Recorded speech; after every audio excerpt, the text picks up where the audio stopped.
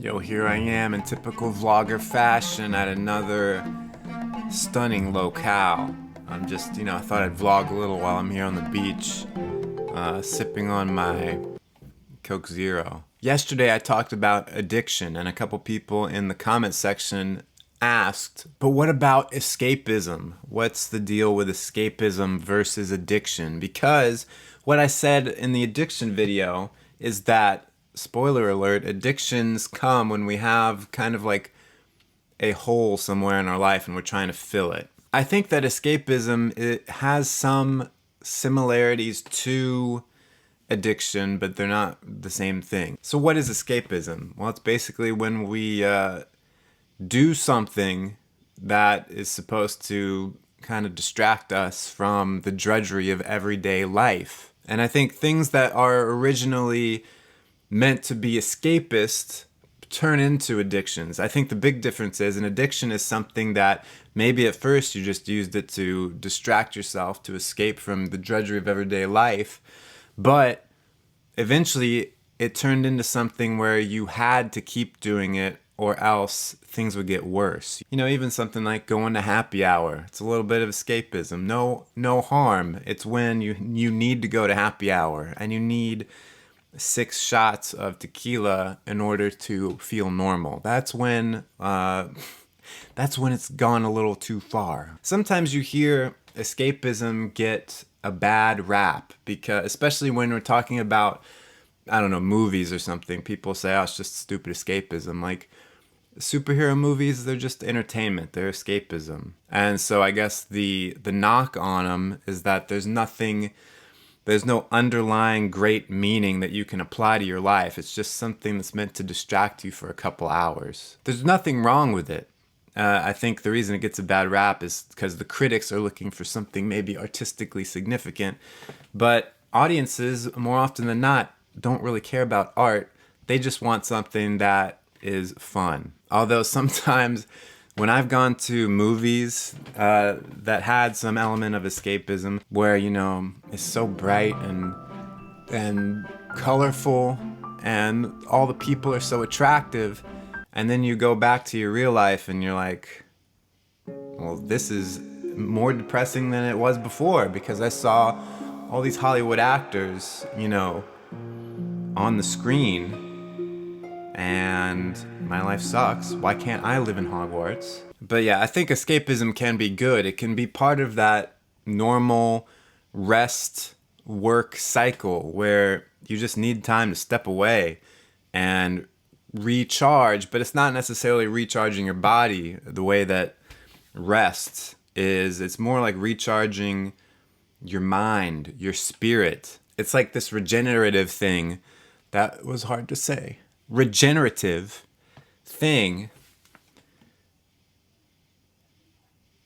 And I don't even remember what I was saying. Of course, escapism gone wrong is when it becomes an addiction, where it's like, I need this escapism.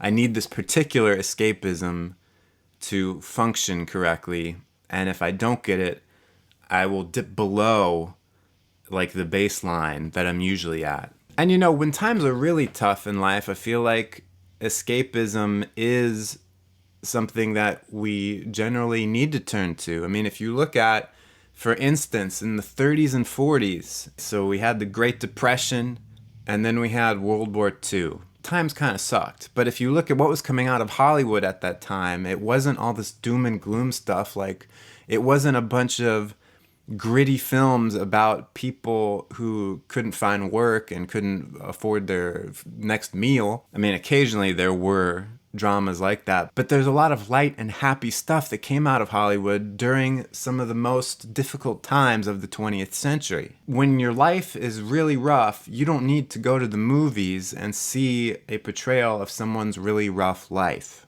right? You want to escape from it. A really interesting movie from 1941, released actually just like a couple days before Pearl Harbor was bombed. It's called Sullivan's Travels. Well, it stars Veronica Lake, the blonde bombshell. It's worth checking out just to look at her. But also starring Joel McCrea. And the basic story is, spoiler alert, Sorry, you've had 70 years to watch it. It's not my fault if you haven't seen it. There's this big Hollywood director. He wants to make this really gritty, like, poignant social issue drama, right? About the Depression.